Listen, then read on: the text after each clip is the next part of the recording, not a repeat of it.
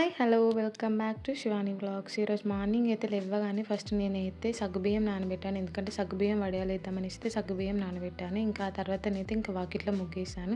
And ఈరోజు నా ముగ్గు ఎలా ఉందో కామెంట్ చేసి చెప్పండి ఫ్రెండ్స్. అండ్ ఆ తర్వాతనైతే నేనైతే ఇల్లు మొత్తం ఊడ్చేసాను. ఇంక ఇల్లు ఊడ్చినాక తర్వాతనైతే వాటర్ పోసాను బాటిల్స్‌లలో. వాటర్ బాటిల్స్ కడిగి ఇంకా ఆ తర్వాత బౌల్ కూడా తోమేసి ఇంకా బౌల్ అయితే అన్నీ నీట్‌గా చదిరి పెట్టేసాను.